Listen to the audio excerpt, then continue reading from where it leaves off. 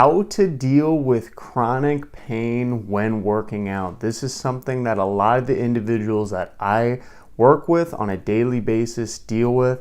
I work with a lot of seniors and individuals with mobility issues that chronic pain is kind of part of their life. So today's podcast is going to talk about a few ways to hopefully guide you in exercising to hopefully reduce some of that pain, but just give you some actionable tips and kind of reframe this idea of what pain really is, because I think there's a lot of misunderstanding when it comes to having pain in your body. And once we can kind of analyze that and not only look at the pain itself, we can kind of go about actually modifying exercise in a different way. So hopefully you enjoy this, gather something from it. Let me know down below in the comments, are you currently going through any pain when you are doing exercise? I'm really curious, and we'll go ahead and begin. So I think a good first point to start when looking at overall pain is talking about why you might feel pain when exercising. Why do we feel pain just in general? I think this is a good overall starting point. So pain itself is essentially from these things in our body called nociceptors. And nociceptors are little signals. They're little basically pain signals. I don't want to say pain signals because they don't actually cause pain. They detect basically in your skin and tissues that something is wrong, quote unquote. And when this happens, the nociceptors, they send a signal to the brain. So let's say there's like a pinprick on your hand and the nociceptors detect in the tissues that, hey, there's a pinprick. That nociceptor will then send it to the brain and say, hey, there might be something wrong right here. We might need to kind of take this into consideration, right? If that stimulus reaches that threshold to get to the brain, then you're probably going to have some feelings of overall pain or discomfort. And this can be a very large amount of different things. Some people might have a burning pain. You might have a sharp pain. There might be a dull pain. This is very, very subjective to the specific individual, right? So let's talk about squatting and knee pain.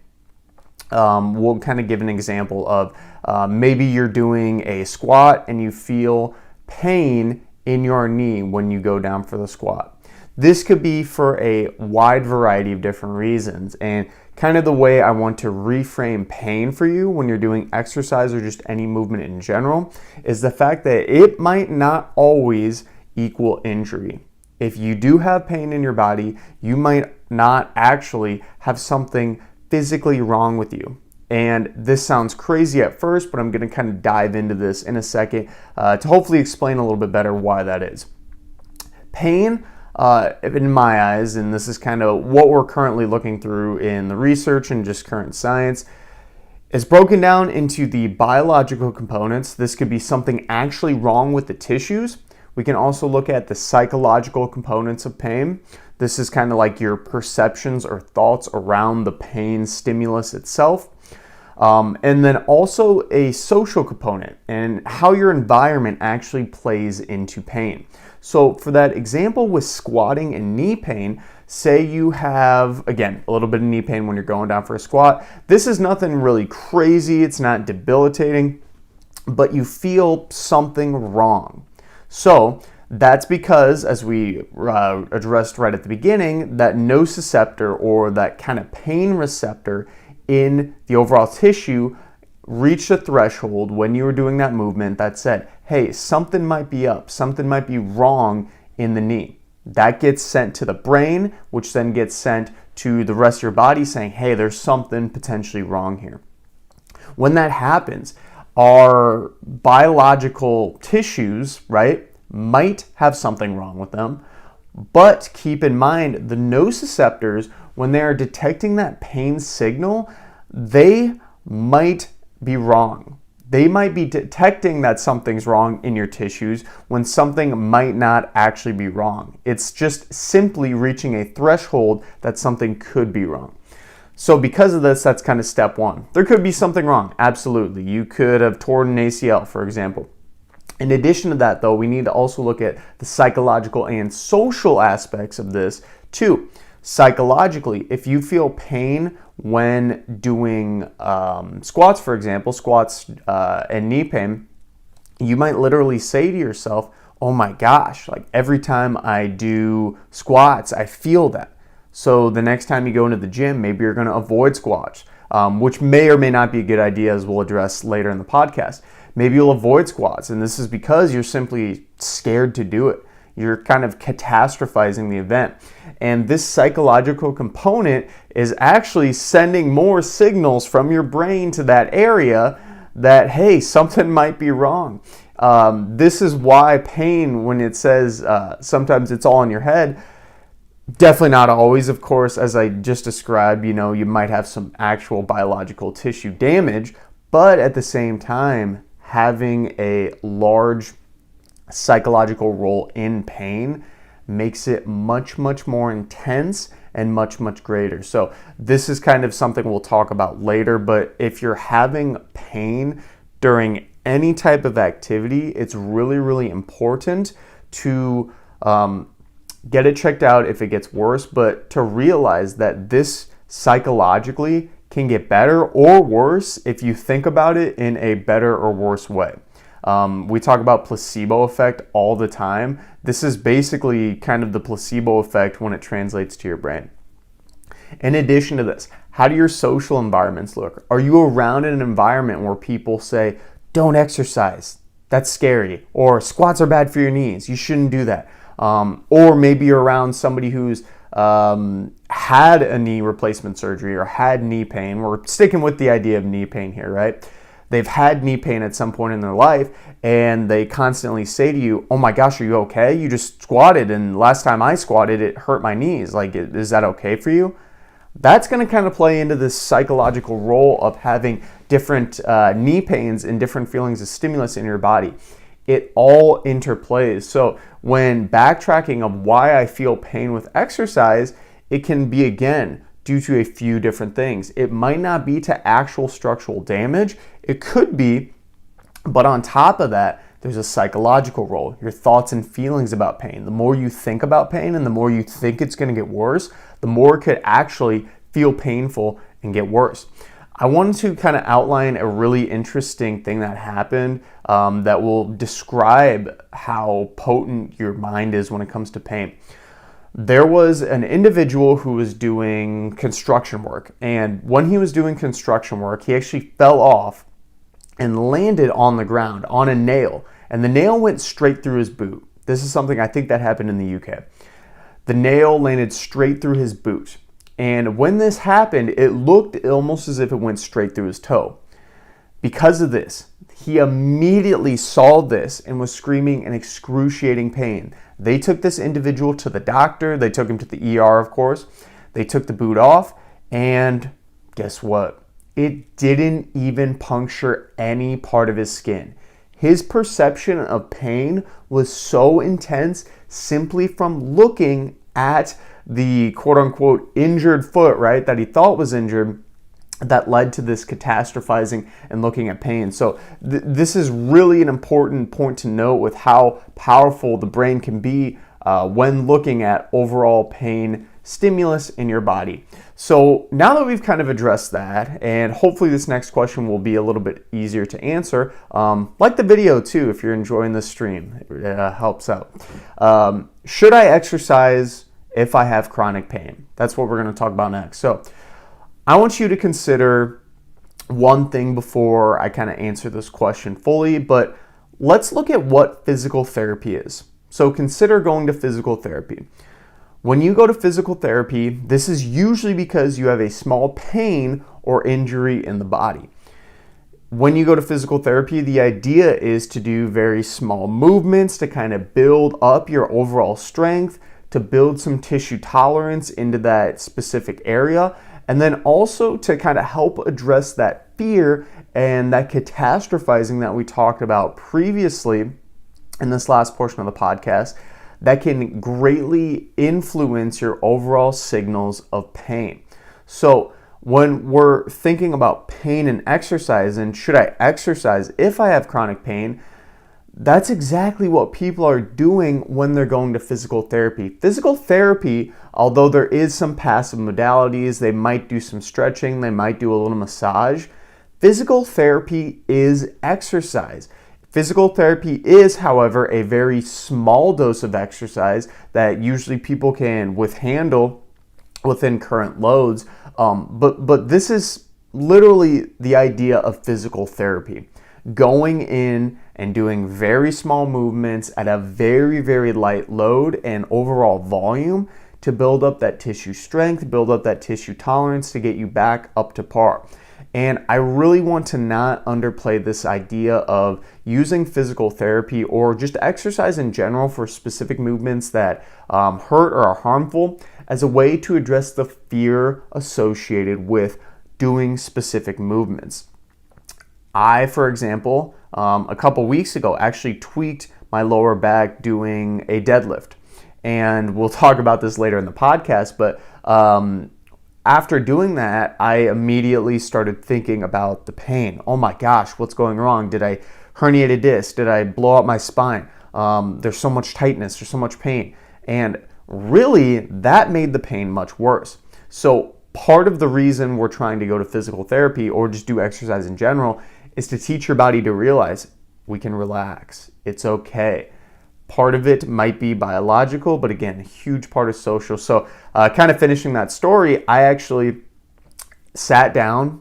I actually just simply felt the pain and just told myself, it's okay. This will get better. Lots of pain does get better over the time because, as we discussed, most of this pain isn't from formal tissue damage. And over time, it went away. Great. That's usually what happens with pain. And that's another thing I want to reiterate when you're having pain with chronic exercise, that most of the time you're having pain, doing some stuff long-term will actually help this tremendously. In addition to this, we can also look at what happens if you don't exercise with chronic pain. Because I think that's kind of a double-edged sword, You might think, oh, there's no good reason to exercise if I'm having pain. Well, there absolutely could be some potential issues. Let's think about the pain itself. If you don't do anything to actively try to fix that pain, the pain may ultimately get a lot worse. Simply because the tissues, the ligaments and tendons and all the things surrounding those pain signals, they're not getting any stimulus, they're not getting any blood flow, so they could be getting weaker, but you're just not training the movement. And as we discussed, training the movement, getting used to doing movements and teaching your body that it's okay, I'm not going to ultimately feel pain when doing this, is a crucial part to lowering that psychological issues that sometimes happens with pain. In addition to this, your health may become worse in other areas. So not addressing the pain directly, but you might have eventually pain in essentially other areas of your body. So let's think about brain health. We know exercise and fitness really helps with cognition, memory, overall brain health and function. Your heart health, the ability to pump blood and have good cardiovascular endurance, that's crucial with exercise. In addition to this, blood sugar regulation, so your body's ability to take glucose and use it as energy in the bloodstream for your body, or take glucose or things you break it down and store it as muscle glycogen that you can use at further dates. That's going to be compromised if you're not formally exercising. In addition to this, depression and anxiety. Sometimes people, when they're actually having lots of chronic pain, their depression and anxiety might be increased a little bit. And actually, shocking enough, exercise helps tremendously with reducing depression and anxiety. So it can kind of indirectly help that as well. Also, last point here, pain may creep into other areas of your body if you're not being diligent in exercising the rest of them. What I mean by this is, say you have knee pain, for example, and you don't ever try to work around that knee pain. You don't ever try to actually make it healthier. You don't ever try to make it stronger and work through it to any degree. You're not proactive. That then can cause you to overcompensate and kind of lean towards one area of your knee and just cause more issues, more imbalances long term for the rest of your body, essentially. So exercise, if we don't do it with chronic pain, can of course lead to all these different things we just mentioned. So to answer the question of should I really exercise if I have chronic pain? Yes, but we need to do it in a very smart way. We will address this later in the podcast, actually in this next section, but we shouldn't go from nothing to everything. We shouldn't go, if we have knee pain, for example, from doing no squats at all, no bodyweight squats, to doing full range of motion, full depth, loading a barbell on your back, bodyweight squats. That's of course going to get the pain much worse. Instead, there's a lot of good ways to kind of lean yourself into moving through this chronic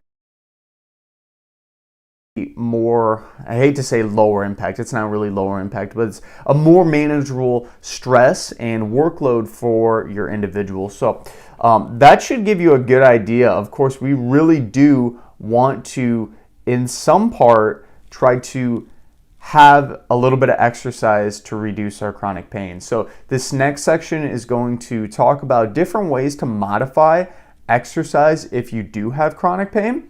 Because of course, since we did just discuss in this last section, we should exercise. Okay, how does that might look? The first thing I want to touch on is exercise selection. When it comes to exercise selection, we can first look at our warm-up. If you're somebody who's dealing with chronic pain, you might want to have a slightly longer warm-up than normal. This could be something like walking. It could be a light dynamic exercise like going on a bicycle. You could do some light dynamic stretching, so reaches up to the sky, reaches down to the ground. You could do some body weight exercises like lunging with a stretch. There's so many different types of dynamic exercises. You can probably find some on my channel. Otherwise, you could probably look online too. Just type in dynamic exercises into YouTube. There's a lot of good resources out there. In addition to that, doing multiple warm-up sets of whatever workout you're going to be doing is extremely crucial to hopefully help to improve some circulation through that area. So that's going to get some blood flow. That's going to get some nutrients through that area.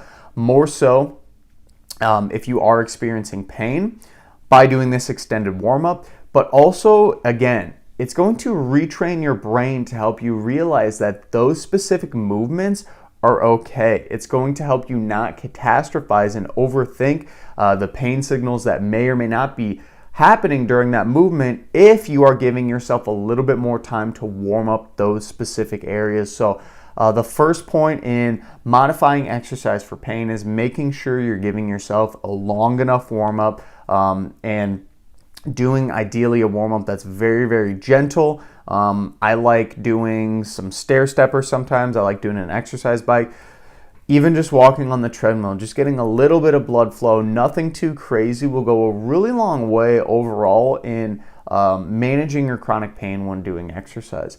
The next portion of this, we can talk about kind of different exercise selections. So one of the things that people often have when dealing with chronic pain when exercising is potentially arthritis. And arthritis can be made very, very much worse with higher impact activities. With that said, I don't want to get people to realize that all quote unquote high impact activities are bad. High impact exercise activities are not bad if you're not dealing with chronic pain. And actually, if you do have chronic pain, trying to get back to a point where your body's strong enough so you can do higher impact activities is extremely crucial to remaining independent and overall pain-free through the rest of your life. So that's kind of a caveat. That's a side note I want to mention, that doing something like running or jumping isn't inherently bad. It doesn't inherently increase pain, but if you're not used to the overall demands on it, that definitely could increase the overall pain that you're having with exercise. Tie that in a bow, bring that back in. Lower impact exercises and activities might be a better option for people who are dealing with pain, simply because those higher stresses, higher workloads, those pounding activities might cause a little bit of aggravation. They're very, very intense. So a few different lower impact exercise activities. When it comes to cardio, we'll talk about cardio first. Stuff like swimming, biking, walking, rowing, these are all great lower impact activities that can help to improve blood flow and circulation through your body immediately, which will actually greatly reduce the overall pain in your body simply because you're getting some good nutrients to those different joints, to those different areas. But you're also doing a consistent low stress movement. So for example, if you're having knee pain and you get on a bike, not only are you getting blood flow to that area, but you are constantly bending and straightening that knee multiple times.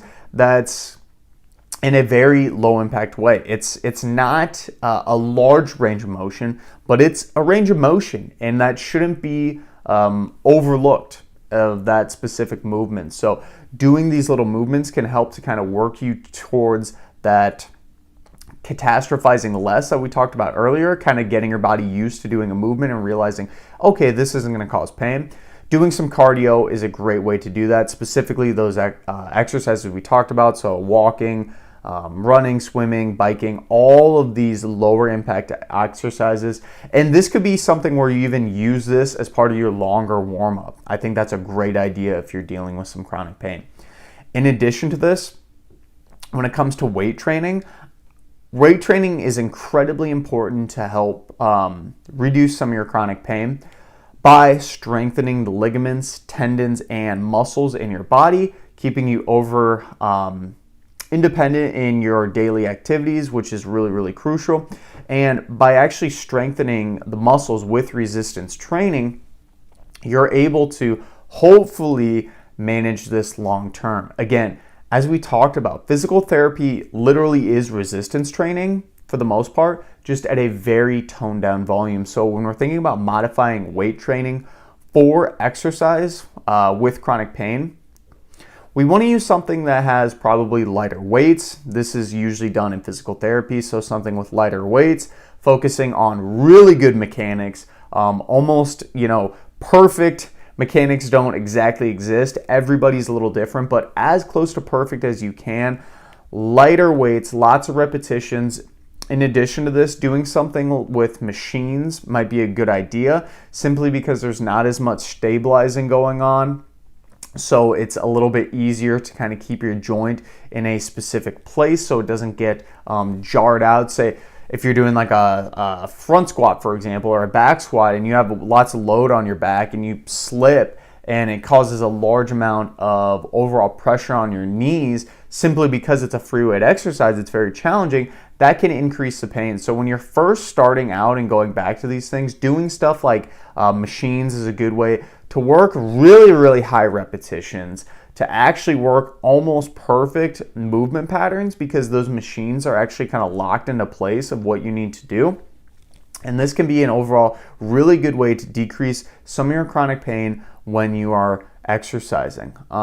Also, resistance bands, I think, are a really great tool that you can use to strengthen the tendons, ligaments, and knees if you are dealing with chronic pain with exercise.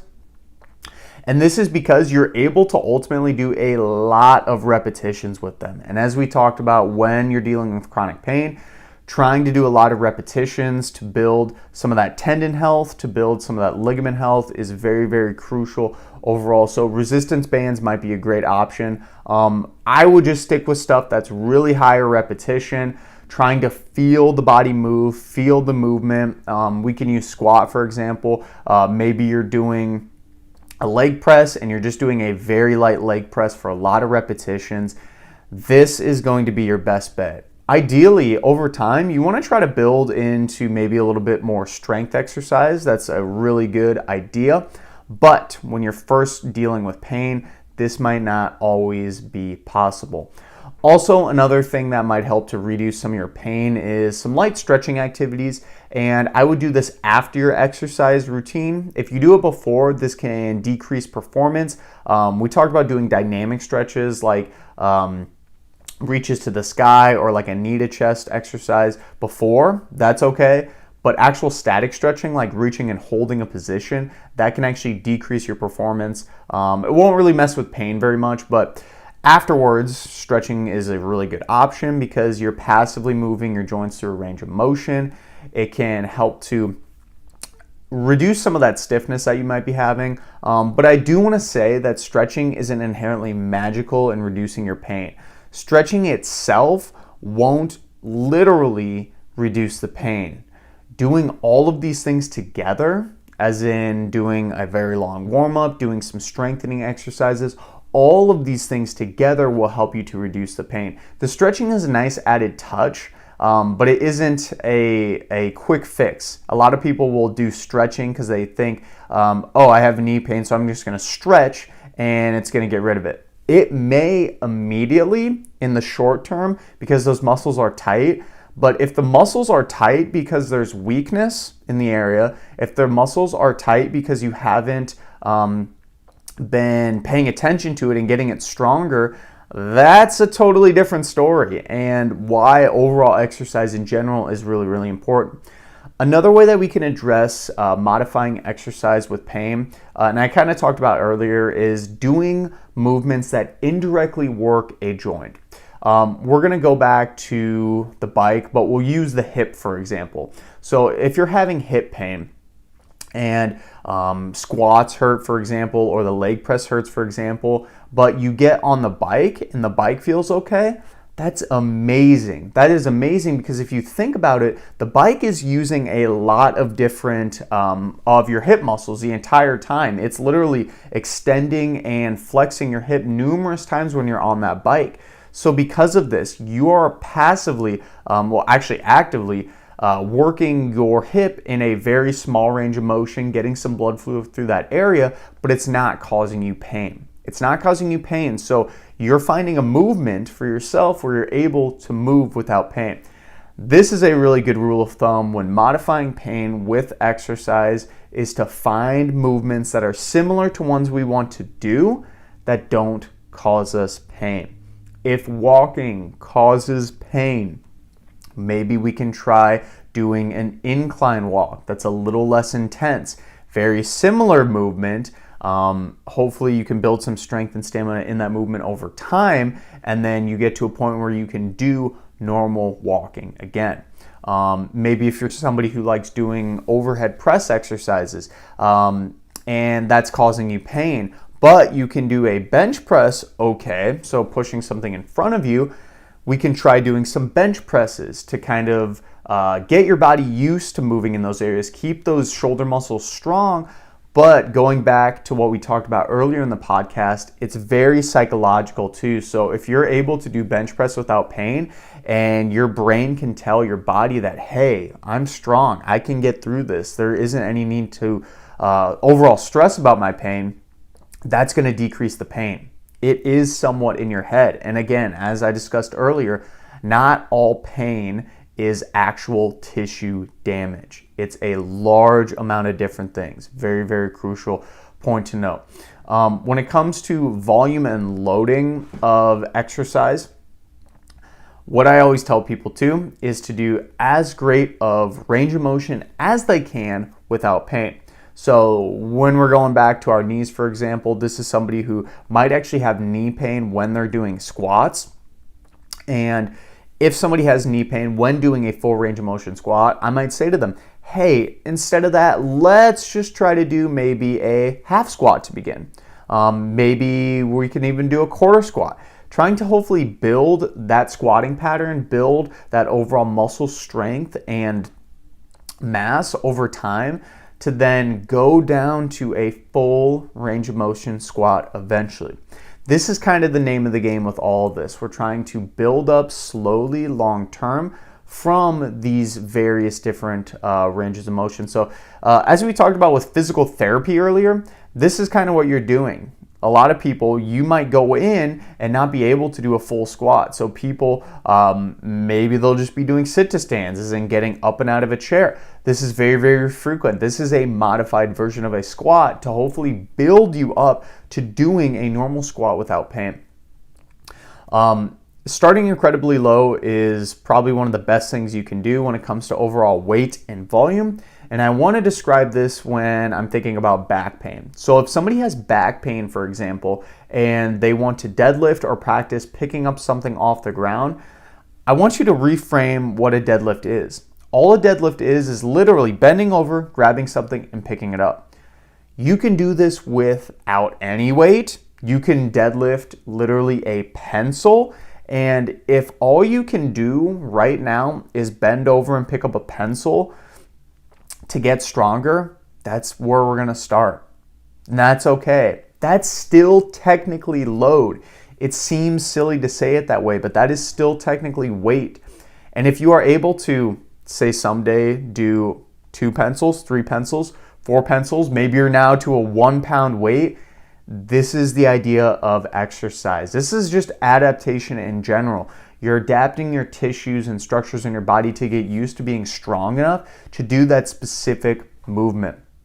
Another thing that you can do when talking about exercises is consider doing isometric exercises where you're not actually moving through a range of motion. So a plank is a good example of an isometric exercise, maybe like a squat hold. If you have knee pain when doing actual range of motion squats, you could do something where you're just holding a half squat for 30 seconds.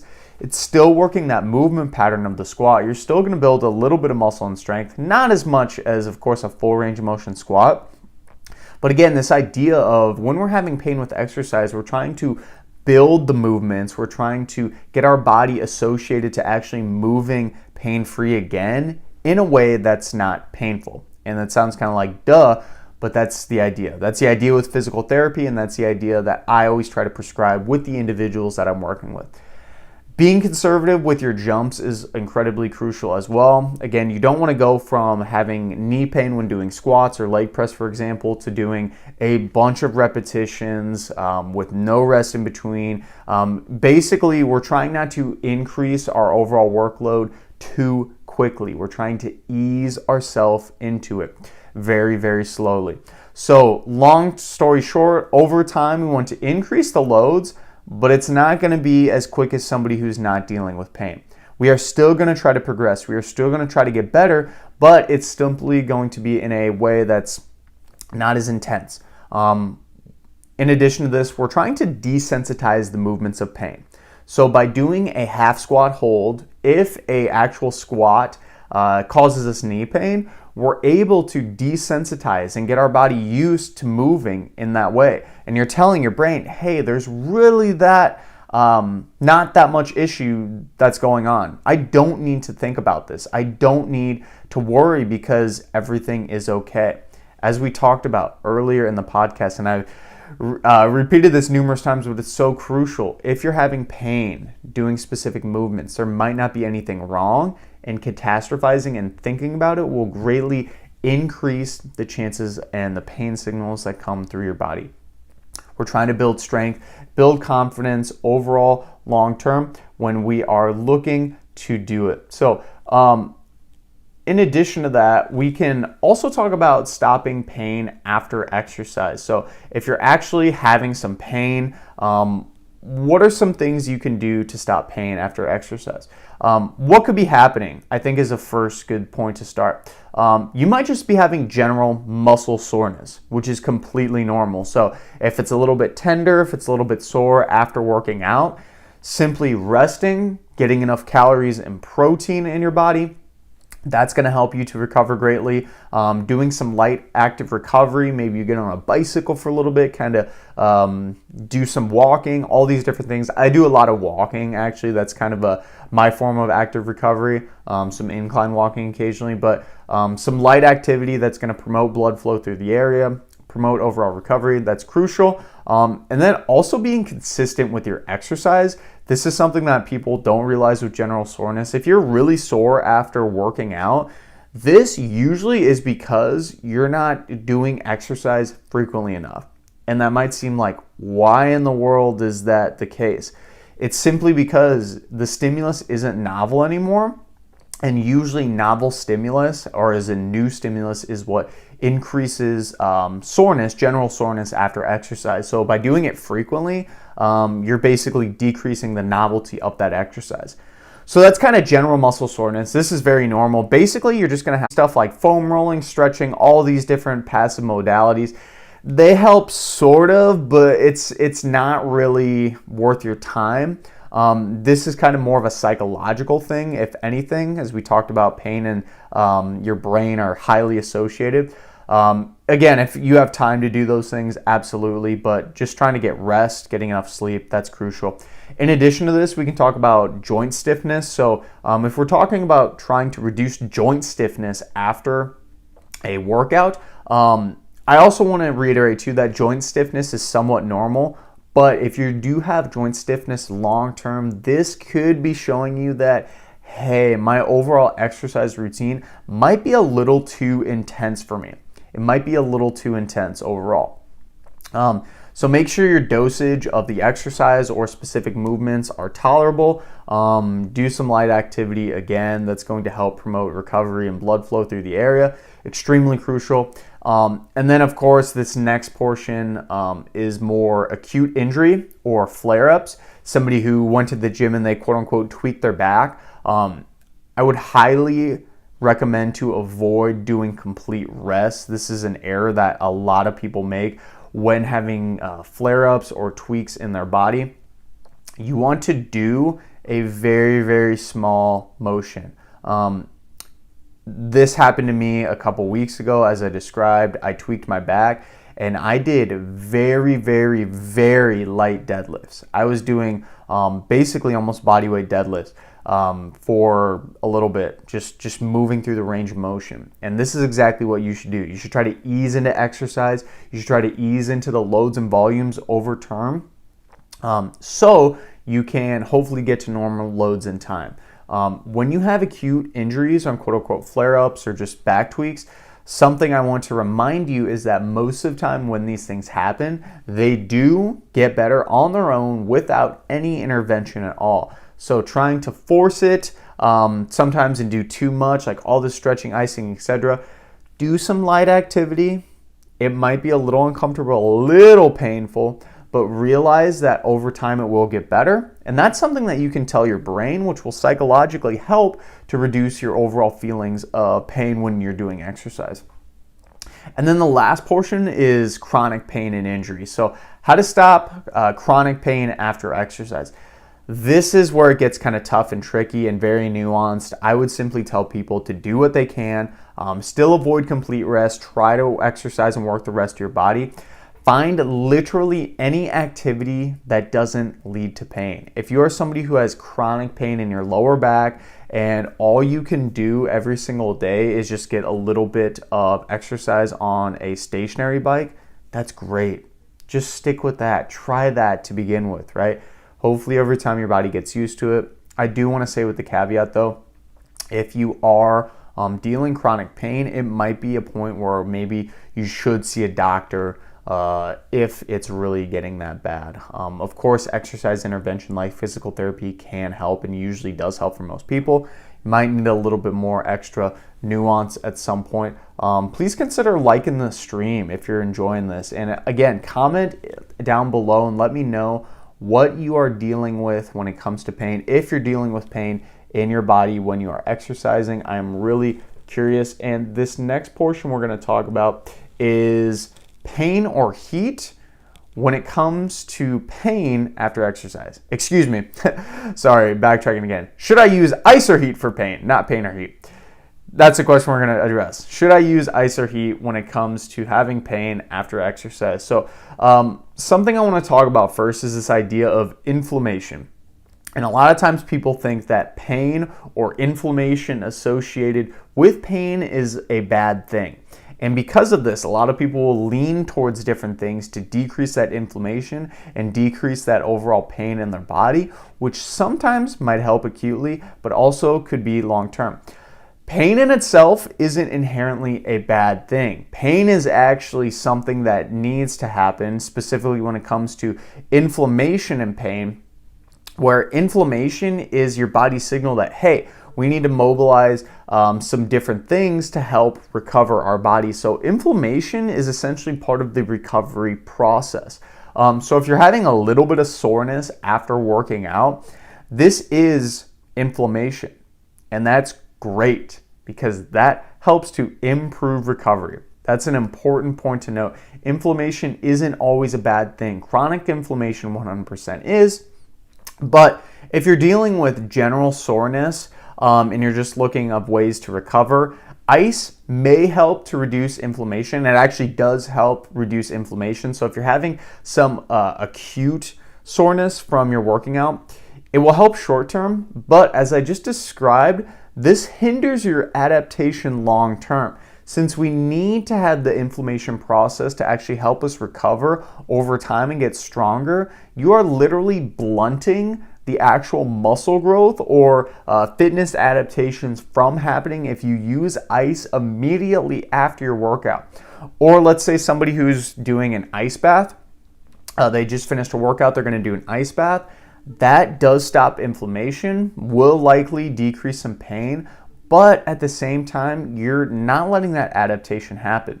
So this is something where if you are a competitive athlete and you are trying to compete multiple times a day, yes, doing something like an ice bath might actually be a good way to decrease that inflammation because you're not worried about this long-term adaptation, because right now you're just competing. You're trying to recover as quickly as possible, and ice will help you do that. Heat after exercise, this can help promote blood flow, can help with recovery because of that a little bit. This is why a lot of people notice when they're in the sauna. This can overall help to improve your overall recovery, which can help with muscle growth, etc. The thing in the caveat I would note for this, make sure you're getting plenty of water because you can become very dehydrated not going into a sauna if you're using this as a way to recover, to decrease some of that soreness, etc. Heat can help. But I would use it kind of sparingly. Don't always lean on it because you might not always be in a position where you can use heat. When it comes to injury and using ice or heat for pain, ice 100%, it helps with reducing inflammation and swelling in the body, but realize that inflammation, as we discussed with exercise, does need to occur at some point. If the inflammation never occurs, you will never have those tissues that are acutely injured be able to recover. So using pain right after, or using ice right after, can actually decrease your overall swelling, right? That's the kind of the idea. But we don't want to use it all the time because we need that inflammation to occur. Heat may potentially help after acute injury. If the muscles are tight, this is going to reduce some of the tension. In conjunction, you want to do this with some light activity that will help you to desensitize the area and just kind of get some of those pain signals under term. You know, a lot of times when we're dealing with chronic pain, it's just because constant pain signals are being sent from our brain to the area. Pain, tightness. So having a little bit of, like, say, a hot water bottle, for example, and doing some light activity in conjunction with that can help to decrease the pain greatly. And I think another good point to notice with this too is that, again, if the pain is so bad, seeing a doctor is incredibly crucial long term for your overall feelings of vigor and wellness. And this next part we're going to talk about is exercise and arthritis. I work with a lot of individuals that have arthritis, and they always ask me, should I exercise with arthritis? Which things should I do? The thing I want to describe to people and let them know is that not doing anything will literally make your exercise so much worse when it comes to pain with arthritis, but it will literally make your arthritis worse if you don't exercise at all, period. And this is because exercise will strengthen the current ligaments, tendons, and muscles in the areas that might have arthritis. So that will help to reduce some of the pain, give you some good joint support. But in addition to this, in the immediate moment, you will improve blood flow to that area, which, as we know, with blood flow, that can help to kind of decrease some of those pain signals. Having good circulation through areas is one of the best ways to decrease overall pain in that area. So this is another crucial reason why someone with arthritis should consider exercising. Two actual reasons. So not only does it strengthen the joints that might be arthritic and painful, but it has some immediate benefits of increasing circulation and blood flow through that area. Another reason to exercise and why all people with arthritis should exercise is it because it can actually decrease arthritis from happening in other areas. So if you think about why arthritis occurs to begin with, say you have arthritis in your fingers or in your elbow, etc., this is usually because of an overuse injury or because of an underuse injury. So it's basically a misbalance in overall volume and workload in the specific areas. People who have carpal tunnel, that's really bad arthritis in the hands. It's likely because they maybe did a lot of typing over the years. Maybe they were a dresser. So their volume of exercises and movements with their hands and wrists were incredibly high. At the same time, if somebody didn't do anything like that, they didn't do anything with their wrists, they also could develop arthritis. So exercising is a way to help other areas not develop arthritis because, again, you're increasing blood flow through those other areas. You're helping to decrease some overall stiffness in those areas as well. And you're just going back to strengthening the rest of your body to help balance everything out. That's this idea. Another thing that arthritis also is very prevalent with, and I described this earlier, is that it usually happens in older adults. So it's usually in older populations. This isn't always the case. You will have some younger people. And as someone ages, there are a lot of other comorbidities that happen in conjunction with aging. Because of this, exercise, although it does help treat your arthritis, it will help to treat some of those other comorbidities that might actually kind of come up from not exercising. So some of these, for example, are issues such as heart disease. It's going to help keep your heart healthy, managing your blood pressure so you don't have high blood pressure, which can increase the chances of strokes and potentially heart attacks or different cardiac events, diabetes. As you get older, a lot of people deal with blood sugar regulation, so exercise will 100% help with that.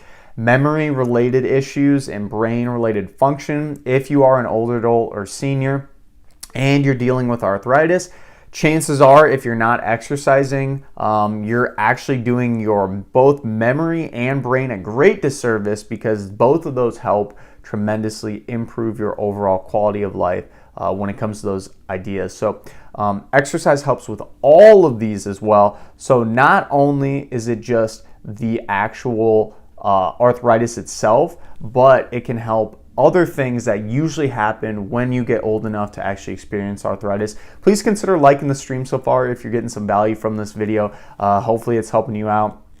And the next portion I want to talk about is which exercises should you avoid if you have arthritis. So we just described, people with arthritis, or if you're developing arthritis, actually have maybe some, they're wanting to exercise, right? But they don't know, is this painful? Is it going to make my arthritis worse? I heard I shouldn't do deadlifts. I heard I shouldn't do squats, all these things. So I'm going to hopefully clear some of that up for you and describe which exercises you should avoid, if any, if you have arthritis. So for starters, I want to kind of reframe this idea of exercises being bad. There are no good or bad exercises. Some exercises may be better for some specific people, and some exercises may be better in a certain context to get you stronger. For example, if I'm working with a senior who has never worked out before and they have arthritis in their knees, I would want them to do a squat, but they may not be able to do a full range of motion squat without having pain in those areas. Because of this, I would then have them do maybe a half squat, maybe a half squat hold, trying to build them up over term to doing a full range of motion squat. So as we can see here, the exercise itself isn't bad, and especially if we're able to move kind of that squatting pattern. Just for example, this is just talking about knee pain and squatting, very prevalent. We're building that movement pattern. We're getting you stronger to hopefully allow yourself to go towards something that's more of a quote unquote harder exercise, right? A full range of motion squat, especially with a barbell on your back, that's going to be very intense, and a lot of people can't do that right away, especially if you're having arthritis. Another thing that I want people to consider when looking at exercises and arthritis is that some exercises might simply just challenge the tissues in your body a little bit more. So if you are practicing deadlifting and you have back pain, or you're just trying to pick something up off the ground and you have back pain, you may be thinking, I shouldn't do that movement because I have arthritis and it's causing me a lot of pain. Well, I would challenge you to reconsider that notion, because you could probably do a similar movement without nearly as much pain. As in, you might be able to bend to the ground and pick up a pencil, for example, without any pain, right? We're trying to work lighter loads in a way that is manageable for you, manageable for your arthritis, because as we just described of why people with arthritis should work out and exercise, we're trying to improve blood flow through that area, we're trying to increase the overall strength, and we're trying to desensitize some of that area from your brain to tell you that, hey, every time I do a squat, it's not always going to cause knee pain, just for example. In addition to this, I would highly recommend to try a large amount of different exercise variations. If you squat and there's knee pain, maybe you can try doing a leg press, for example, or a leg extension machine at the gym. If you have walking issues, maybe you have knee pain or hip pain when you walk, try biking. It's kind of a similar movement. We're trying to just desensitize the area. We're trying to use these other exercises that maybe it feels like we should avoid to hopefully slowly add in back the exercises that seem bad. So we never want to fully avoid that movement. We never want to say that, hey, this exercise is completely dangerous, because guess what? You are going to be exposed to a lot of different movements in your daily life every single day. And if you aren't able to do those, you can't simply say, hey, I'm just not going to pick up this item off the ground, or hey, I'm just not going to squat down to get into a chair and out of a chair. We need to do these movements. So trying to strengthen in ways that don't cause issues, and just moving slowly into all these movements and being, I wouldn't say careful, but you can err on the side of the caution. You don't need to rush this, especially when we're dealing with arthritis and pain in general. Doing all the exercises are great, but some might not be great for you right now. That's an important key point and takeaway to note when looking at that movement. So the next portion of this I really wanted to talk about is deadlifts and back pain. And this is a common misconception that so many people get wrong. And when it comes to deadlifts and back pain, a lot of people think that I hurt my back when doing a deadlift, or I hurt my back picking up something up, so that means it's a bad movement. It causes back pain, right? I want to hopefully dispel that for you entirely, and first look at what a deadlift is. So a deadlift essentially is bending at the hips to pick up something off the ground. Maybe not even pick up something off the ground, but you're essentially bending at your hips, bending over to grab something off the ground. The movement is necessary. We do that numerous times throughout the day. And when we're talking about loads for deadlift, you can literally pick up something off the ground as light as a pencil. Does lifting a pencil off the ground cause you back pain? No. Okay, well, I think it would be slightly inconsiderate and not reasonable to consider that the deadlift itself is actually causing the back pain. Instead, what usually happens when people get back pain is they maybe haven't ever practiced actually deadlifting, period. They may have never done this movement at the gym, and the load usually when they hurt themselves is way too heavy. They didn't progress, they didn't lead into it, and it's usually an acute overall injury that happens simply because they're not used to the movement. How many times do you hear people who tried to help move somebody out? They were moving a couch, they were moving boxes, maybe they were shoveling. These are all things where you hear people hurting their backs. Is it because these movements are bad? No, not at all. It's just, how many times do we move homes throughout the day? Nobody does. And usually people who are helping move are not the most active. They usually don't practice deadlifting or getting their back stronger in the gym. So the second they go and acutely increase their workload, as in go and do those movements, you're just asking your tissues to not be able to withstand it. So you shouldn't really blame the deadlift. You should blame yourself, essentially, because you didn't build yourself up to that strength. It's not the movement, it's the fact that you did too much too quickly. If you instead built up your strength doing a movement like that long term, the chances of you actually injuring yourself are incredibly low. And the really big problem with this is that a lot of people, when they do this, they will actually blame the deadlift and say, okay, I'm just not going to deadlift, or oh, I'm not going to pick anything up off the ground anymore. And this is a huge issue because it goes back to that idea that we talked about earlier in the podcast about catastrophizing. And if you constantly think about a specific movement or constantly think that a specific thing is going to cause you pain, that may inadvertently cause you to have more pain in whatever area you're experiencing pain with. Pain not only may come from your biology of actual tissue damage, it comes from your head extremely greatly too. I gave you so many examples of why that's the case earlier in the podcast, but this is solely true. And on top of that, and hopefully you're able to kind of get the gist of this too, we can also describe squats and knee pain. So this is kind of the idea. I get a lot of people that will tell me the exact same thing. Do squats cause knee pain? Because the last time I did a squat, I got knee pain when doing it. Well, we can use this exact same logic when looking at a squat as we did with the deadlift. So what is a squat, for example? A squat is simply bending your hips and knees at the same time to lower yourself down and push yourself back up to the ground. The movement is necessary and something that we need to do numerous times throughout the day, simply when we sit down in a chair and stand up. So that's a crucial part of this. In addition to this, a lot of people get pain when they're doing squats, for example, in their knees because, just like the deadlift, they're not used to doing these movements.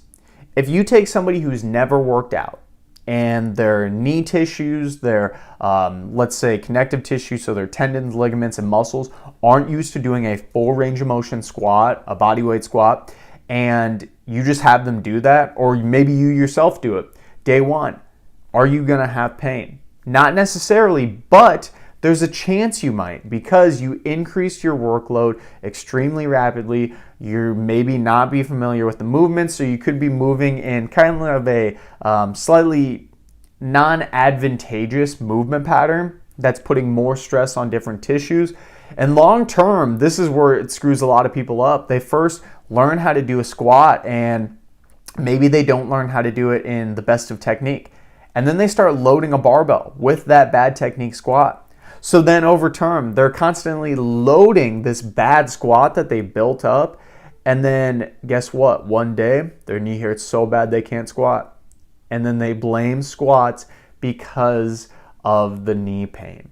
And it was, in reality, they didn't build up a good movement pattern over time. They didn't build up the volume for that good movement pattern over time. And this, again, is such a big issue because that person will likely not squat for a while. Not only because it causes them a lot of pain, but because they literally think that doing that squat, for example, will cause that knee pain. Super big issue, and honestly something I really want to hopefully train you all on. Realizing that movements in themselves aren't bad. Some movements might be a little worse for others. Thanks for watching. Like the video, subscribe to the channel if you liked it. I'm going to link a video in the pinned comment. Otherwise, we'll see you next time.